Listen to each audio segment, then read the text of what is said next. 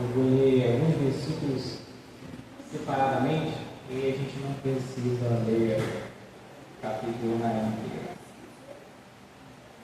Daniel, capítulo 3. Daniel, capítulo 3.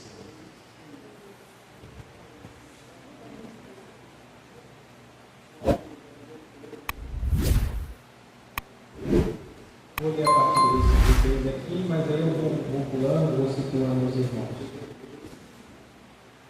Versículo 3 diz: Então se ajuntaram, está para trás, os prefeitos, os governadores, só lembrando que minha versão é um pouco diferente dos irmãos, os governadores, os juízes, os tesoureiros, os magistrados, os conselheiros e todos os oficiais das províncias, para a consagração da imagem que o rei Nabucodonosor tinha levantado. E estavam em pé diante da imagem que Nabucodonosor tinha levantado. Nisso o arauto apregoava alta voz: Ordena-se a vós outros, ó povos, nações e homens de todas as línguas. No momento em que ouvirdes o som da trombeta, do pífaro, da harpa, da citara, do saltério, da gaita de foles e de toda sorte de música, vos prostrareis e adorareis a imagem de ouro que o rei Nabucodonosor levantou. Vamos pular para o versículo 12. Versículo 12 diz: Há uns homens judeus que tu constituíste sobre os negócios da província da Babilônia, Sadraque, Mesaque e Abednego. Estes homens, ó rei, não fizeram caso de ti. A teus deuses não servem, nem adoram a imagem de ouro que levantaste. Versículo 15. Agora, pois, estás disposto, quando ouvides o som da trombeta, do pífaro, da citara, da harpa, do saltério, da gaita de foles, prostrai-vos e adorai a imagem que fiz. Porém, se não a adorardes, sereis no mesmo instante lançado na fornalha de fogo ardente. E quem é o Deus que vos poderá livrar das minhas mãos? Versículo 24. Então o rei Nabucodonosor se espantou e se levantou depressa e disse aos seus conselheiros: Não lançamos nós 3 homens atados dentro do fogo? Responderam ao rei: É verdade, ó rei. E para finalizar, versículo 29. Portanto, faço um decreto pelo qual todo o povo, nação e língua que disser blasfêmia contra o Deus de Sadraque, Mesaque e Abednego seja despedaçado e as suas casas sejam feitas em molduro, porque não há outro Deus que possa livrar como este. Os irmãos podem tomar assento. Estou muito feliz por poder estar aqui na presença do Senhor. Tive uma semana um pouquinho diferente do normal, mas aprove Deus a permissão de eu estar aqui, porque tudo está debaixo do controle de Deus. Aqui onde nós lemos, apesar de ler versículos quase que de maneira isolada, faz parte de um contexto maior, da qual eu tenho plena convicção de que os irmãos já conhecem. Essa é uma passagem muito conhecida da Bíblia. O livro de Daniel, por si só, também é um livro muito conhecido. Daniel é um homem exemplar. E aqui a gente vai falar dos amigos de Daniel que estavam na Babilônia. Creio que vai dar tempo também de falar um pouquinho de Daniel em específico.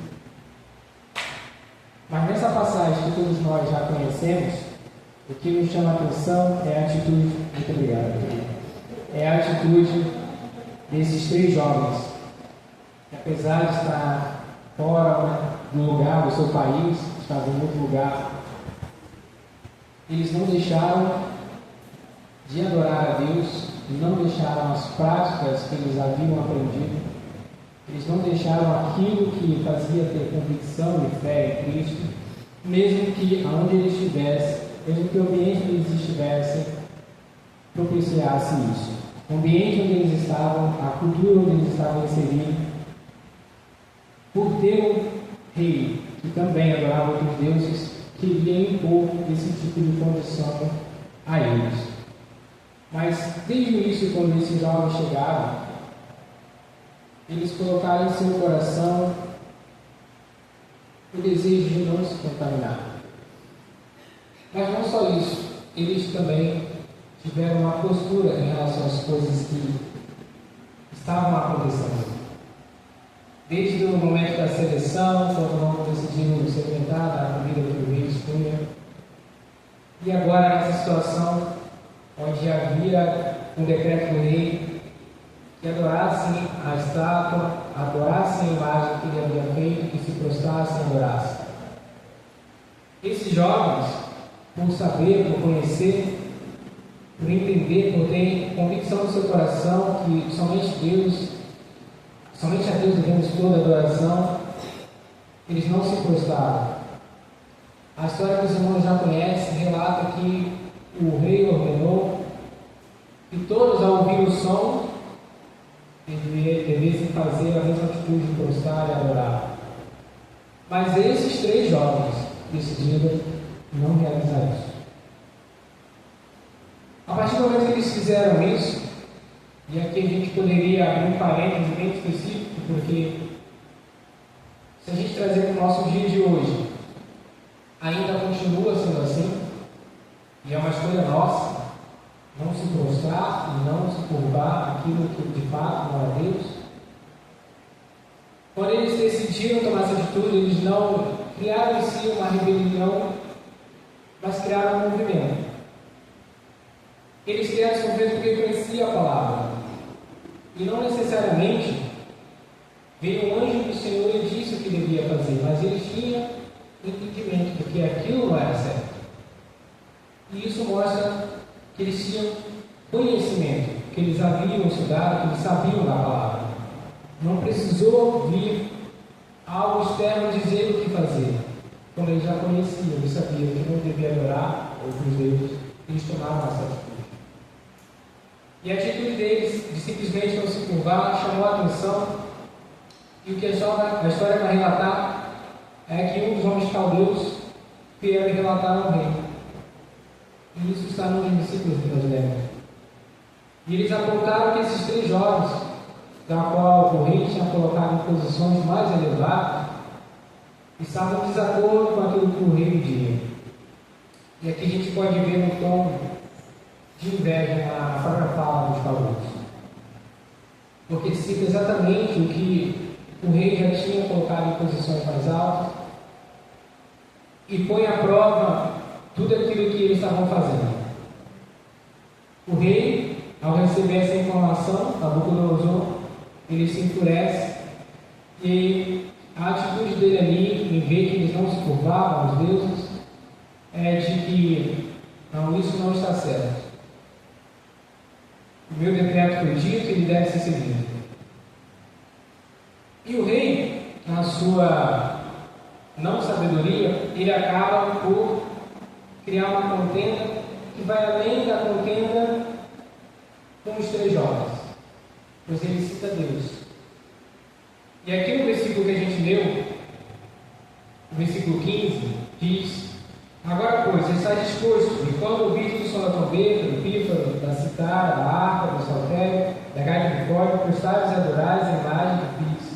Porém, se não adorares, sereis no mesmo instante lançados na fornalha de fogo ardente. E quem é o Deus que vos poderá livrar das minhas mãos? A partir desse momento, o rei deixou de ter um mero combate com os 3 para ter um combate real com Deus, porque ele incitou a Deus. E o que os jovens respondem aqui no versículo 16, responderam Sadraque, Mesaque e Abednego ao rei: ó Nabucodonosor, quanto a isso, não necessitais de te responder. Se o nosso Deus, a quem servamos, quer livrar-nos, ele nos livrará da fornalha de fogo ardente e das tuas mãos, ó rei. Se não, fica sabendo, rei, que não serviremos a teus deuses, nem adoraremos a imagem de ouro que levantaste. E aqui, a partir desse momento, a partir deles ouvir isso, ele manda acender, então, 7 vezes mais a fornalha de fogo. Um outro ponto importante importante da gente olhar aqui é que esses jovens, eles já sabiam o que deviam fazer, que atitude deviam tomar, e não necessariamente eles estavam contando com o livramento de Deus. Tanto que a palavra deles é: se Deus quiser, Deus vai nos livrar. E se não quiser, não vai nos livrar. Mas isso não vai mudar o fato de que nós confiamos nele, que acreditamos nele, que a nossa fé está nele. Quando eu ponho esse contraponto com o mundo de hoje, que de tantas maneiras tentam nos impor que nós sigamos certas regras, que nós venhamos abdicar da nossa fé, que quer enquadrar nossa regra dentro dos parâmetros dele, eu vejo que a atitude desses jovens é a mesma atitude que nós devemos tomar. Aquilo que nos foi ensinado, aquilo que são as nossas premissas, aquilo que Deus já nos concedeu, deve ser a nossa base. Mesmo que o mundo queira de alguma forma, por autoridades que estejam até mesmo acima de nós, impor qualquer que sejam sanções ou ordens que vão de desacordo com aquilo que nós acreditamos, isso jamais pode abalar a nossa fé. Isso jamais pode mudar aquilo que nós já temos convicção de que Deus é e que Deus fez para nós. Isso fala não só de não querer se contaminar, mas fala de uma postura, fala de uma atitude, fala de um posicionamento. O que a gente precisa, sobretudo os jovens de hoje, é ter um posicionamento. Um posicionamento para quando, em situações onde o mundo querer impor, a gente saber o que é certo e o que é errado. Precisamos ter conhecimento da palavra, em primeiro plano, e atitude de cristãos. O mundo vai fazer o que é o papel do mundo fazer. Quer querer impor. Quer querer colocar a nossa fé, aquilo que nós acreditamos, dentro dos parâmetros dele. Mas não funciona assim. A gente não pode se deixar levar por isso. A gente não pode mudar o Evangelho por conta disso. A gente não pode mudar a palavra de Deus por conta disso.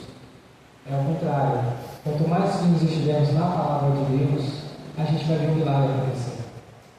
A gente não pode ficar esperando por favores de homens, ou basear nossa fé naquilo que o homem às vezes nos concede como uma promessa. Não, nossa fé tem que estar em Cristo. E independente de se vai haver ou não livramento da parte de Deus, que isso não possa mover a nossa fé em Deus.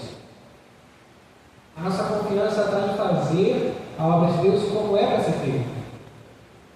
Se necessário for passar por uma fornalha, que passemos então por uma fornalha. Aqui é exatamente o que acontece. Quando Nabucodonosor ele desafia, e aqui eu falo, ele desafia a Deus, porque ele cita o Deus de Sadraque, Mesaque e Abednego, a responsabilidade já não está mais na mão daqueles homens, está na mão de Deus agindo. E foi o que aconteceu. Eles acenderam a fornalha 7 vezes mais. Sadraque, Mesaque e Abednego não se prostraram, não se inclinaram, não adoraram aquela estátua. Eles foram lançados na fornalha de fogo. E aqueles homens que lançaram, eles morreram, de tão quentes que estavam. Mas o milagre aconteceu. E o rei, com seus próprios olhos, pôde confrontar. Ele, pasmo, espantado, olhou para a fornalha e, em vez de ver os 3 que havia lançado, ele viu 4. Um semelhante a um ser de luz, a um anjo. Irmãos, muitas das vezes a gente se encontra numa situação similar, onde nossa fé está sendo confrontada, onde consequências graves vão acontecer. E muitas das vezes, a atitude de, quando somos lançados dentro da fornalha, é querer saber como vamos sair, como vamos fugir disso. Mas essa não deve ser a nossa preocupação.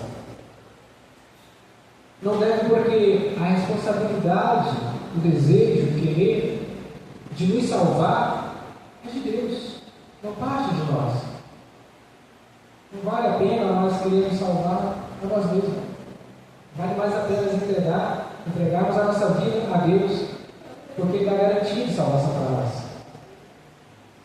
Não adianta você estar no meio de uma aprovação e você querer, com seus próprios méritos, com a sua própria força, com o seu braço, querer fugir disso. É mais fácil entregar a mão de Deus. É mais fácil confiar no livramento de Deus. Muitas das vezes, os milagres a gente não vê acontecer exatamente por situações como essa. Meio que falta espaço para o milagre acontecer, porque há sempre uma tentativa de querer resolver sem que o milagre aconteça. A nossa vida ela se baseia na dependência de Cristo, mas muitas vezes nós queremos não ser dependentes de Deus. Muitas das vezes nós queremos ser as pessoas que resolvem da maneira que a gente acredita que vai dar certo. E quando somos confrontados, a gente não olha para o parâmetro de que é Deus quem vai dar o livramento, é Deus quem vai dar o escape, e que se você está blasfemando contra a palavra de Deus, também é Deus quem vai dar a punição devida. Muitas das vezes a gente quer sair, lutar, se esforçar para tentar resolver. Esses homens estavam ali dispostos a serem queimados vivos por conta do Evangelho, por conta do que acreditavam, e não se preocuparam se ia sair vivos ou mortos. Foram lançados, o rei viu que havia ali 4, no mesmo momento perguntou aos seus servos: não havíamos lançado 3, que eu vejo 4 ali. E a sentença que era para adorar a imagem que ele fez, ao final dessa história a gente vem a entender que virou um decreto que não se podia blasfemar contra o Deus de Sadraque, Mesaque e Abednego. A história mudou de uma virada incrível. Saiu de um ponto onde o Deus deles não tinha nada, para onde todo o povo não poderia jamais blasfemar contra o Deus de Sadraque, Mesaque e Abednego. Às vezes a gente está tão preocupado em pregar o Evangelho e a gente utiliza os recursos errados para fazer isso. O principal recurso que nós temos é a palavra de Deus. O principal recurso que nós temos é a palavra de Deus em nós, porque a palavra de Deus, sem as nossas atitudes, sem o nosso conhecimento, sem a nossa meditação, não vigora em nós. Diferente daqueles 3 jovens, nós temos o Espírito Santo, que nos auxilia, que nos guia. E através do Espírito Santo, a palavra de Deus permanece em nós. Porque Ele é capaz de nos alimentar, é capaz de nos redarguir, ensinar, nos fazer lembrar da palavra de Deus. A nossa preocupação, em certo ponto, é: quando o inimigo se levantar, ele está se levantando contra mim ou não? Porque, por certo, quando nós estamos frutificando, quando nós estamos fazendo a obra do Senhor, o inimigo se levanta contra nós. Mas e se o inimigo não estiver se levantando contra você? Se você sentir que não está sendo incomodado, deve ser porque você também não está incomodando. E se você não está incomodando, é porque provavelmente você não está fazendo a diferença. E aqui é um assunto sério. Fazer a diferença depende de que nós tenhamos postura, que tomamos posições, que façamos escolhas. E a escolha principal é ser a diferença nesse mundo. A gente não pode se adaptar ao mundo. Nós, como jovens, devemos ser a diferença nesse mundo, assim como eles foram aqui nessa passagem. Quando o Senhor estava falando comigo sobre esse parâmetro, o Senhor trouxe para mim que os nossos jovens de hoje devem ser jovens muito mais antenados na palavra do Senhor. Porque muitas das vezes as imposições que o mundo coloca não é de forma brusca, mas é de forma sutil. E muitas das vezes, quando o jovem não vigia, ele acaba trazendo parâmetros do mundo para a vida dele. Parâmetros que não são ensinados na Bíblia, parâmetros que não vão de acordo com a palavra de Deus, mas acaba trazendo, acaba sendo rodado. A Babilônia, nesse cenário aqui, na qual a gente está repetindo, era o cenário perfeito para isso acontecer, porque havia muito de tudo, de outros deuses, povos pagãos, era uma mistura, e ainda assim, a postura dos 3 foi uma postura diferente, em vários parâmetros. Aqui, quando eu falei, esses são os 3 amigos de Daniel, mas aqui no próprio livro vai falar da postura de Daniel também, a postura de adorar a Deus, de orar a Deus, E mesmo quando, aqui também citam, que eles tentaram algo contra Daniel e não acharam nada para o acusar, isso mais para frente, eles foram buscar na Escritura algo daquilo a qual Daniel cria, que era da palavra de Deus, para tentar o acusar de alguma forma. Foram convencer o rei da época para criar um decreto que prejudicasse Daniel, na esperança que Daniel ou descumprisse o decreto do rei, ou descumprisse o compromisso que tinha com Deus. Daniel não descumpriu o compromisso que tinha com Deus. Pelo contrário, quando recebeu a notícia, o que ele foi fazer foi orar. O decreto proibia de que fosse feito qualquer tipo de pedido durante 30 dias, fosse qualquer tipo de pedido feito a outros deuses, senão ao rei. Quando Daniel ali foi lançado, e mesmo a gente lendo aqui, entendendo que o rei Dário tinha em seu coração o desejo de querer livrá-lo de alguma forma, mas assim que o sol se pôs, ele, pelo decreto também do Medo-Persa, não podia fazer nada. Ele torceu por Daniel e nem conseguiu dormir. Quando ele também pôde ver o agir de Deus através da vida de Daniel, ele também foi mais um que pôde passar para o povo o Deus que nós servimos, que pôde induzir ao povo o Deus que nós adoramos. Ao ver esse exemplo, tanto de Daniel quanto de Sadraque, de Mesaque, de Abednego, eu começo a refletir nos dias de hoje, quais exemplos a gente está dando para o mundo. Em quais momentos a gente está olhando para a aprovação e, em vez de nós nos encurvarmos, nós dobrarmos os nossos joelhos e adorarmos ao Senhor e orarmos a Deus para que nos dê uma estratégia. Em quantos momentos nós estamos, de fato, na dependência de Deus para ver o milagre acontecer?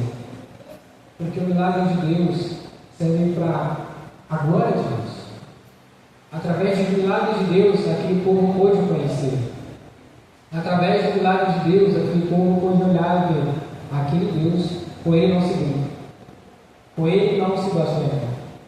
E apesar de aqui onde nós estamos lendo falar sobre o blasfemar, no livro de Daniel a gente ainda vai ler, nos capítulos mais à frente, que quando o rei Belsazar, que ou seria neto, ou seria bisneto de Nabucodonosor, estava no comando da cidade, ele, em uma festa, mandou pegar os utensílios do templo de Deus e fez uso dos utensílios do templo de Deus em forma de vaso de pedra. Ele pegou os utensílios sagrados e utilizou, distribuiu para os seus convidados, para que bebessem e adorar a outros deuses com os utensílios do templo de Deus.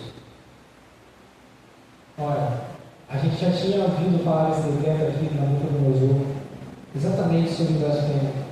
De gerações à frente, nós vemos da parte da casa do reino, parte real, realizando essa atitude.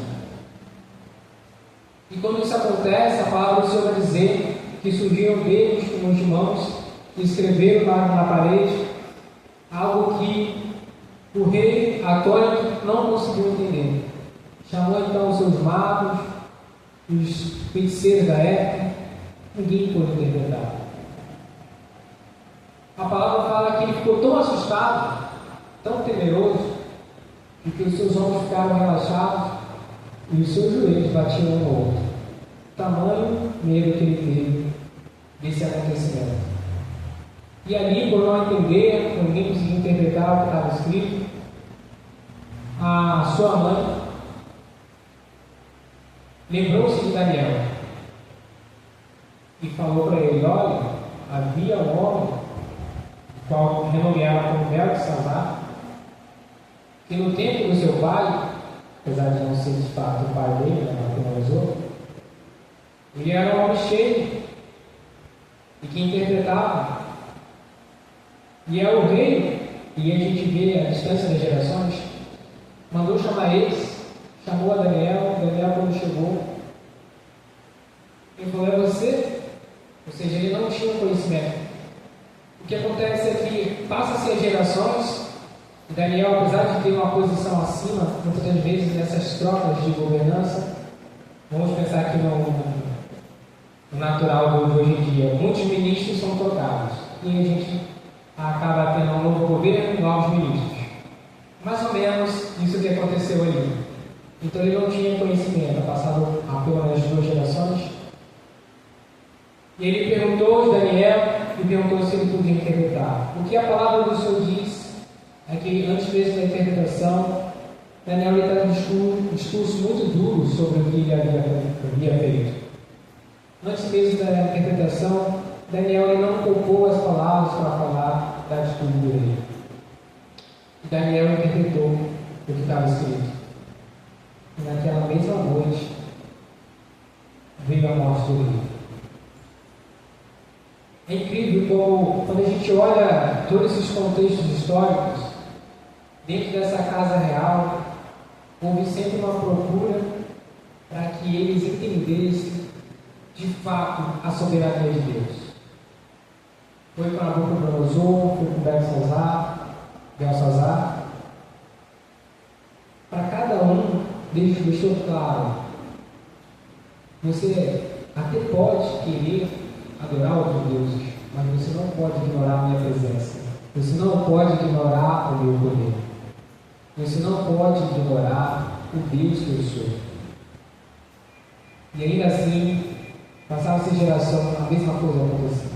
Ainda assim tentavam contra o Deus dos judeus, o nosso Deus. E eu fico a olhar para isso e ver quantas das vezes foi necessário o homem lutar por isso. Homem nenhum. Todas as vezes que se blasfemaram contra Deus, o próprio Deus veio resolver o problema. As atitudes daqueles que criam em Deus eram permanecer firmes, não se corromper, não deixando que a palavra, o ensinamento que foi dado, fosse perdido. O mesmo Deus que operou essas maravilhas no passado, ainda opera essas maravilhas hoje. Eu digo isso porque há uma certa preocupação. Hoje nós estamos vendo, no tempo de hoje, muitas blasfêmias sendo feitas. Vulgo aqui o carnaval, que a gente viu muita coisa sendo colocada. Mas eu quero deixar algo reconfortante para o coração dos irmãos. É pesado o castigo daquele que blasfema contra Deus, daqueles que zombam das coisas de Deus. Não se preocupe, porque a punição vem direta de Deus. Não deixe isso mexer, abalar com a sua fé, porque Deus está cuidando disso. Quando o homem se engrandece, quando ele acha que está acima, Deus vem e o abaixa. Quando o homem acha que tem poder e que pode mais, Deus vem e o abaixa. Quando o homem coloca a sua própria força em primeiro plano e se esquece de Deus, Deus vem e o abaixa. A exemplo disso, nós temos o próprio Nabucodonosor, o qual foi avisado, ele teve um sonho. No sonho que ele teve, ele viu uma grande árvore que crescia até os céus. Tinha vários ramos, muitos frutos, era uma árvore frondosa. E muitos se alimentavam dessa árvore, os animais embaixo das árvores, os pássaros vinham e seus galhos faziam ninhos. Mas veio o servo e mandou derrubar, corta a árvore. E daquela árvore só deixaram as raízes. A ponto que ele não entendeu esse sonho. E o sonho continua em partes. E em resumo dessa história, para a gente ganhar tempo, é uma percepção tão divina, que o rei foi elevado a um ponto, a um estado de animal, onde o seu coração estava como de um animal, para que esse rei, Nabucodonosor, pudesse enxergar a glória de Deus, para que não fosse soberbo, acreditasse no seu próprio poder e quisesse se colocar acima de Deus. Agora eu pergunto aos irmãos: qual animal não adora a Deus?